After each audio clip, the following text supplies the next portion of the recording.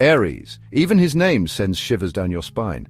He is the Greek god of war, a force to be reckoned with. He embodies the raw, untamed spirit of battle. Ares revels in the clash of swords, the cries of battle, and the scent of blood. He is a primal force, as unpredictable and devastating as a hurricane.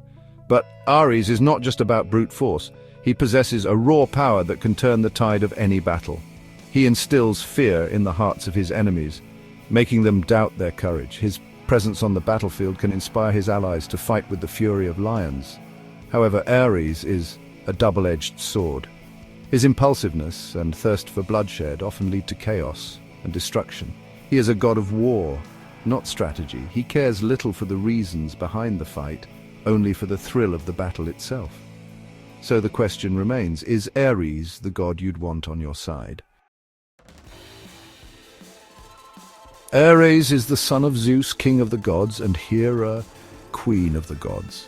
However, some whispers claim Hera conceived him without Zeus, using a magical herb. Regardless of his birth, Ares inherited his parents' fiery tempers and thirst for power.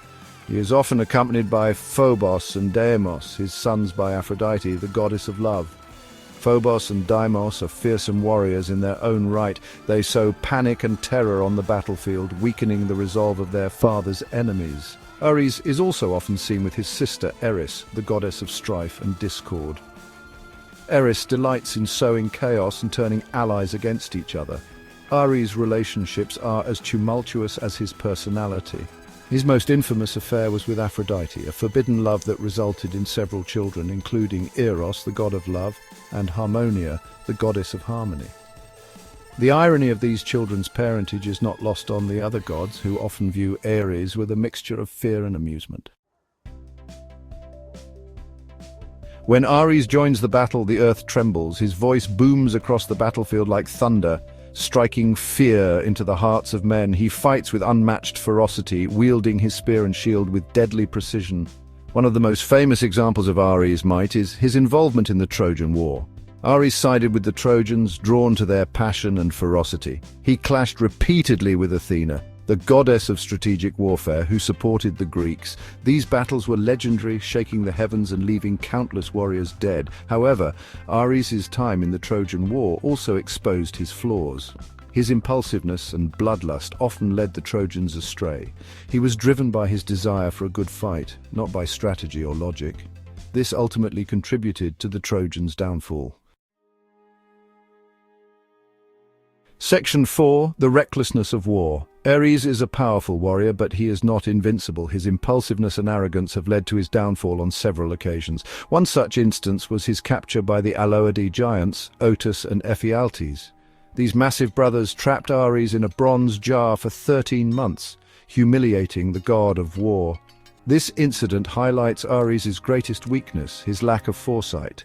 He is so consumed by the thrill of battle that he often fails to think things through. This makes him a liability as much as an asset. Furthermore, Ares' love for war is purely primal. He doesn't care about justice, honor, or the reasons behind the conflict. He only cares about the fight itself.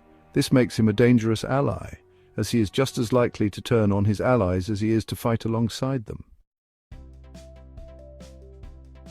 Section 5. A double-edged sword. So is Ares the god you'd want on your side? It's a question with no easy answer.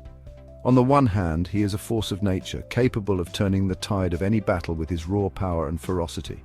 He instills fear in his enemies and inspires courage in his allies. However, Ares is also impulsive, reckless, and driven by bloodlust. He is a loose cannon, as likely to harm his allies as his enemies. His involvement in any conflict is sure to result in chaos and destruction. In the end, choosing Ares as an ally is like harnessing a hurricane.